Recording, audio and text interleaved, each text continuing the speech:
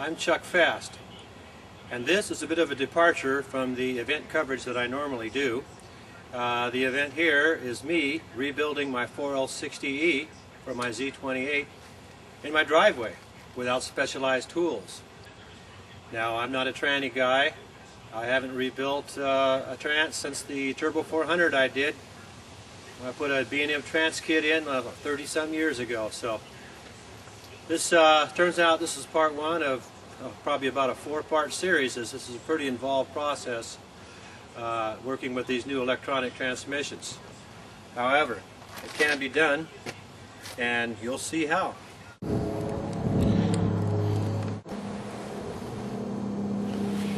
Alright, here we go. The next driveway repair. My 95 Z28 transmission went out. So I have pulled out the 4L60E electronic automatic transmission, and there it is in the driveway. Oh, and look at that, now it's starting to rain. How nice. Well, it's time for us to tear this down. So let's take a look at it so we can see where everything goes. All the wiring connectors.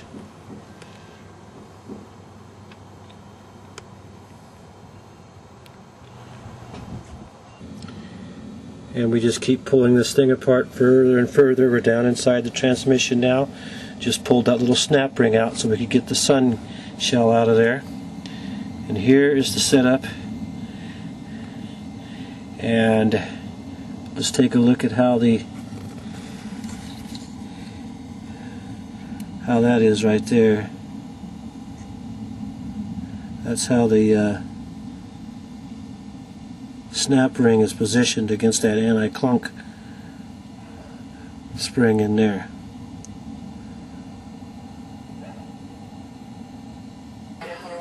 Alright, I continue to tear down this transmission. Been working on the inside of it. I'm down to this last servo piston at the end. This ring here was the worst getting this out. It holds this in here. I had to rig up my own little puller setup here to compress that so I could get that out of there. Now we have to tackle this.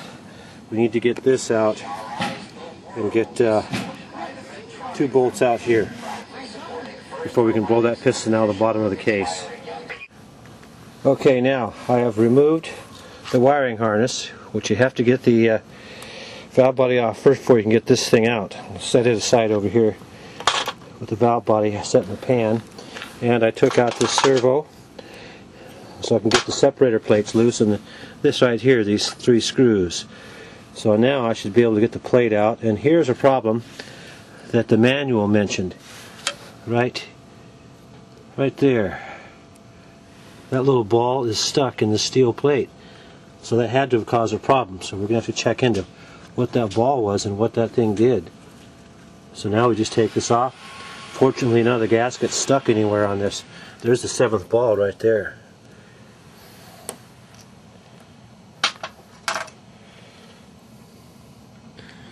So now I have removed the bracket on this parking rod, which allows this parking ball to snap back.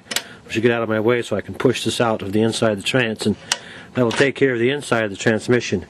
I noticed how this piece of linkage here slipped right out of the manual valve when I lifted the body off from the case there. So I've just about got it down. Notice my mount, not much there. I got to get this out, got to get the servo out of the side, got to get that out of the back, and be about ready to splash this thing. So there we have the empty case. The rest of the transmission came apart just as the manual said, and I used a little bit of the Xylene tire treatment that I used to clean it up and the driveway while I was at it. And we'll just blow this off, and it's Friday night. Okay, I'm working on my sub-assembly now, taking this ring off right here, noticing how it's hooked right underneath that tab right there. Got it stuffed down into a wheel here. I'm going to pull these clutches out and count them. Okay, now here are the clutches and steels just as they came out of this when I had this upended in the wheel. So I've got 6 friction discs and 5 seals, thick seals on the bottom and the top. The bottom steel here had 1 friction up against it, and then on the top also there's a friction, and it goes to this, which is the top one. The bottom one having these tangs right here. And there I see a steel ball laying. And this is the Torrington bearing that fell off of this when I had this turned upside down, and the spacer washer, which has a number 67 on it. Torrington bearing seems good. And these are the 5 little cushioning springs that came up from around the edges that came out when I took this out from under here. Next I'm going to take the next set of clutches out of there. Okay, next I'll be taking this next clutch pack out of here. I'm noting how, again, we have the split ring comes together right underneath that tang, and I can see how it has shifted somewhat. I can see the little marks where it has moved over just a little bit. Okay, as I pull the next clutch pack out, I'm beginning to see signs of wear now. Here's the thick steel that came off the top, just as it came out of that. Okay, and I've got these little diagonal lines in the clutch surface. As I get down toward the bottom of this clutch pack, I start seeing evidence of some burning here, and seems to be more so as I get further down into them. Okay, now I get down here, I've got 2 steels together against the thick bottom steel, and when I look on the other side of it, it's looking pretty rough. That could be where the clearance was that I was feeling. That's been scraping there, it looks like. Alright, now this overrunning clutch here came out. It has looks a little bit burned around the edges there. It seems to be working good. Turns clockwise smoothly, and doesn't feel rough or anything. I'm seeing something else down in here. Right down. Looks like a sealing ring or something sticking out of the side right there. We'll take a look. Next we're going to have to get this apart. We'll have to see what I can rig up next. I may be running out of ingenuity to come up with clamps and things to get things apart, because I have to get a snap ring out of here, and I can't go down through the middle like I did with my improvised tool. Alright, here we go. Just as they came out, I had 4 steels come out of here. Let's turn it over. They came out of there just like that. Concave steel on the top, which I remember hearing about in the manual.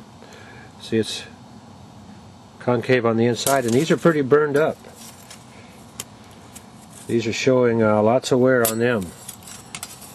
And another concave, there's a flat, and underneath that is another concave one. And it's starting to rain. And so here we have in here, as I look closer, look at that.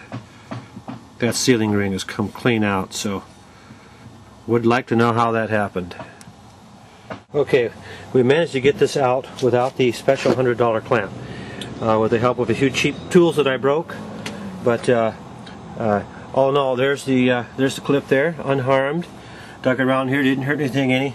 Just some screwdrivers, and this little gadget here I've used many times through the years.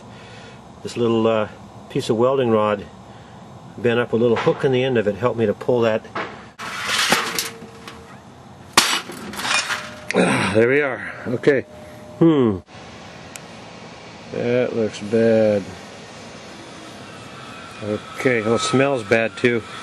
I can smell it. Now right here it's looking like it slipped out and shoved up against the side. Right there. So the question is, what made it